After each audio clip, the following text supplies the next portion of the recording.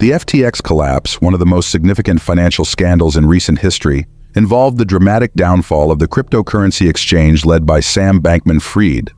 Caroline Ellison, the CEO of Alameda Research, a sister company to FTX, played a crucial role in the events that led to the collapse. Despite expectations set by experts who predicted no jail time, Ellison was sentenced to 2 years in prison. This outcome was unexpected, considering prior legal opinions and her extensive cooperation with the government, highlighting a pivotal moment in the legal proceedings of the FTX scandal. Before her sentencing, Caroline Ellison held a pivotal position as CEO of Alameda Research, closely linked to the FTX cryptocurrency exchange. The collapse of FTX, sparked by financial mismanagement and risky business practices, shook the crypto world, implicating several top executives, including Ellison and FTX founder Sam Bankman-Fried. Ellison was notably involved in key decisions that led to massive customer losses. Her sentencing follows her admission of guilt and significant cooperation with authorities, aiming to unveil the extent of the fraud and the roles played by her colleagues in one of the biggest financial scandals of the decade. Courtroom Proceedings. The courtroom atmosphere was charged with anticipation as stakeholders awaited the sentencing of Caroline Ellison in the high-profile FTX case. Observers filled the seats, reflecting the widespread interest and impact of the proceedings. The gravity of the situation was palpable, with the outcome set to influence the broader financial and legal landscapes. Ellison's attorney, Anjan Sani, addressed the court with a calm yet firm tone, aiming to reshape the narrative around Ellison's involvement. He argued that Ellison was not initially involved in the foundational fraud at FTX, and only joined the operations later, highlighting her detachment from the early decisions that precipitated the collapse. Sani painted Ellison as a brilliant mind caught in an unforeseen disaster, emphasizing her substantial efforts to cooperate with the legal authorities once the misconduct was apparent. He stressed that Ellison had gone above and beyond in her cooperation with the government, providing crucial information that significantly aided in prosecuting other key figures, including FTX founder Sam Bankman-Fried. Ellison's statement and remorse. Caroline Ellison stepped forward to address the court, her voice reflecting genuine remorse. She began with a heartfelt apology, emphasizing the deep regret she felt for the harm caused to FTX customers and investors. Ellison stated, "Not a day goes by where I don't think about the people I've hurt.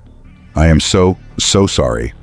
Her statement stood out for its sincerity and the personal accountability she expressed, contrasting sharply with the general lack of remorse shown by other defendants in the case. Ellison's remorse was further highlighted by her actions following the collapse. Unlike Sam Bankman-Fried, who offered apologies that some perceived as lacking in sincerity, Ellison had pleaded guilty to all charges and actively cooperated with prosecutors. This cooperation included detailed testimonies against other executives, which played a crucial role in clarifying the extent of the fraudulent activities at FTX. Her attorney emphasized this point, arguing that Ellison's substantial cooperation with the government underscored her commitment to making amends. Prosecutions Argument. The prosecution took a notably supportive stance towards Caroline Ellison, acknowledging her extensive cooperation with the government's investigation into the FTX collapse.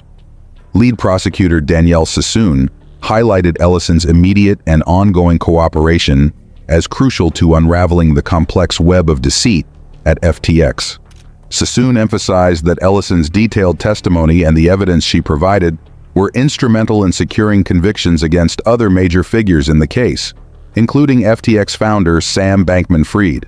Sassoon argued that Ellison's actions demonstrated a high level of remorse and responsibility, which significantly contrasted with the behavior of other executives involved, who had shown little to no remorse.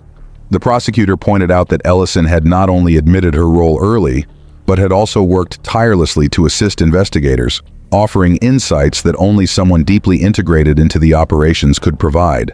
This cooperation, Sassoon contended, was invaluable in painting a complete picture of the malpractices at FTX. Judge's decision and rationale.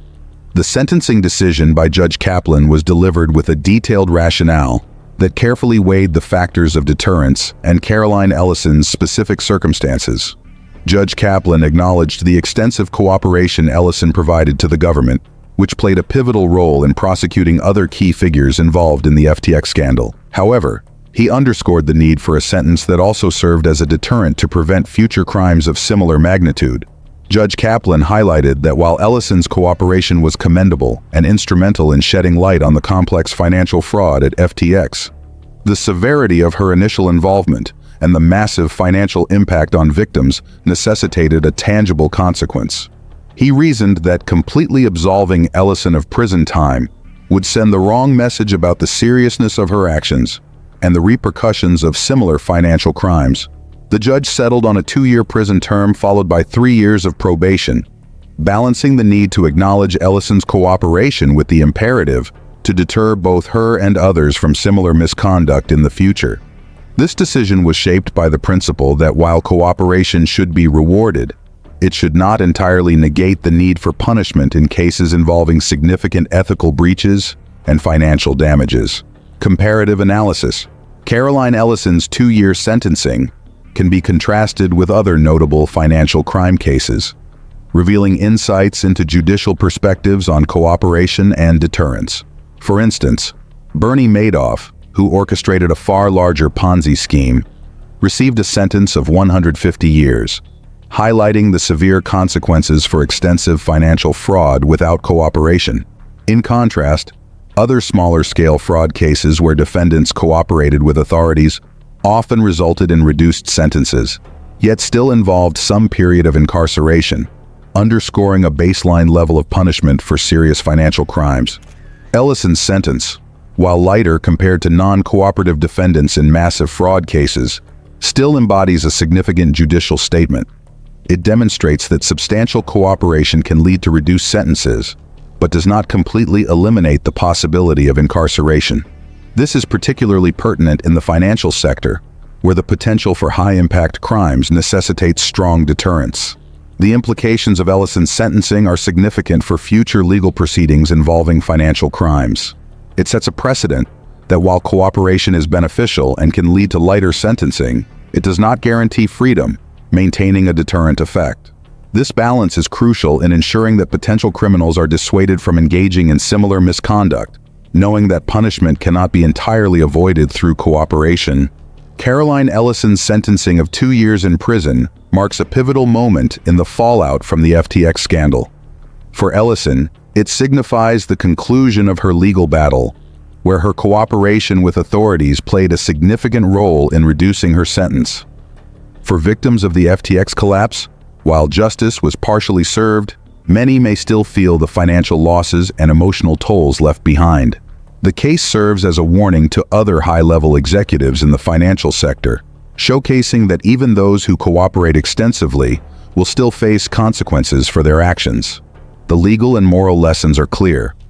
While collaboration with the authorities is rewarded, accountability for one's role in fraud remains a priority. This sentencing emphasizes that ethical boundaries cannot be easily overlooked, and the importance of transparency and responsibility in leadership positions is paramount to avoid catastrophic outcomes.